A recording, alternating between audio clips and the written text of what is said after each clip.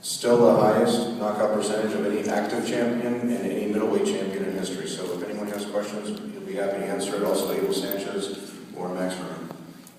This question is for both Gennady and Abel. Based on the fact your last HBO performance, you were a little bit sick and you didn't put on the performance that you wanted, how satisfying is it for both of you guys to be 100% tonight and put on that dominant of an outing? Yes, today my performance is very good because I feel it's great. I feel it's great, seriously, just 100%. No, just after the first round, I control the fight. Just I feel my power, I feel my distance. Just easy fighting. Abel, one. Yeah, I think for the last fight, we didn't want to make too many excuses. We didn't want to belittle Gabe Rosado, who put up a great fight. But the two-day series that HBO put out exemplified the fact that he was very, very sick.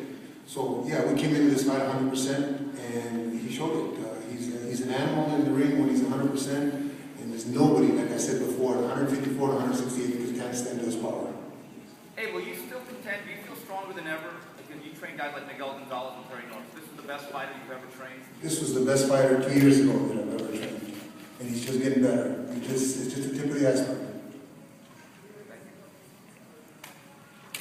Gennady, is there anyone specifically on your radar that you would like to get into the ring, except Sergio Martinez? Not Sergio, but anyone else that you would like to get in the ring with?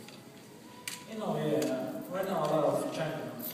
Peter Williams, Daniel Leo, even Chavez Jr., just big name.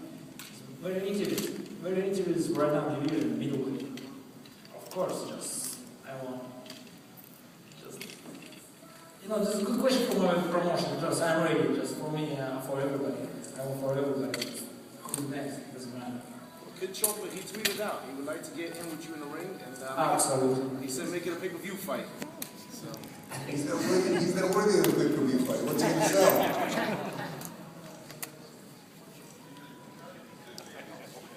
Peter.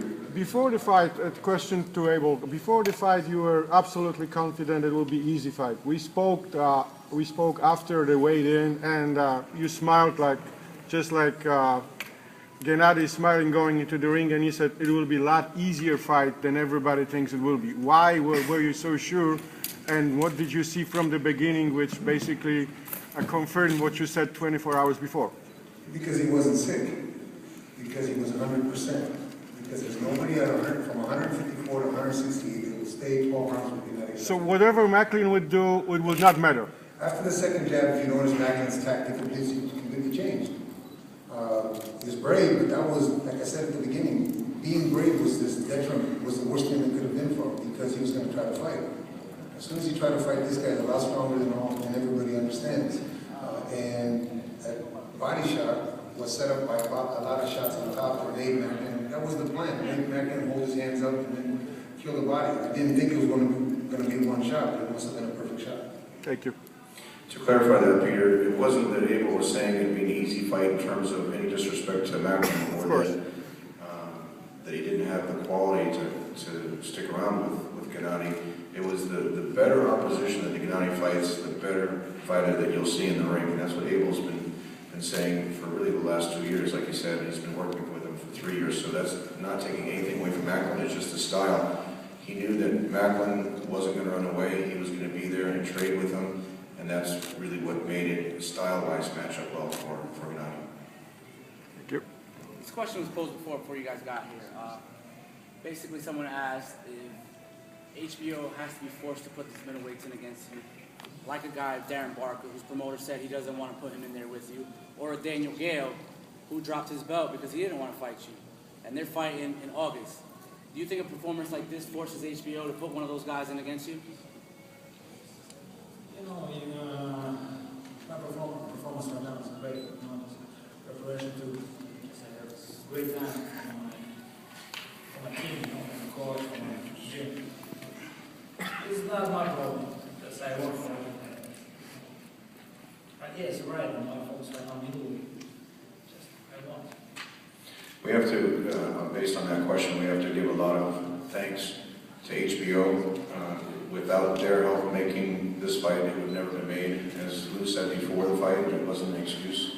Macklin really didn't want to fight him now. He wanted one fight beforehand and then fight him in the fall. But HBO really stepped up because they felt it was the right fight at this time to make for both Gennady and Macklin.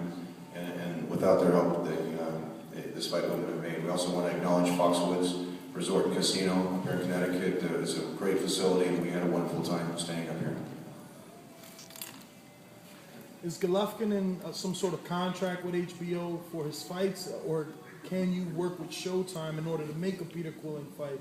Because by saying you want Peter Quillin or guys like that, we all know he fights on Golden Boy and Showtime, so it's saying it really doesn't mean anything. Gennady fights exclusively on HBO. I think the Quillin fight can be made. Gennady's clearly above where Quillin's at right now. He's a much more popular fighter, sells a lot more tickets. That's no disrespect to Peter. Peter's a great champion, in his own right. He's fought at the Barclays Center before.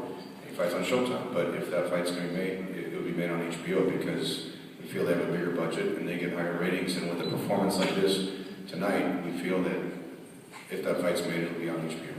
And you feel you're going to be that asset that brings Hirschman to work with Golden Boy again? If it's the right fight, we've had discussions, and if it's the right type of fight, I mean, look, they made Lennox Lewis and Mike Tyson before, and it was the similar situation. So if that fight, if Quillin continues to win, and if Gennady continues to win, they'll be on a collision course. At some point, they'll make that fight.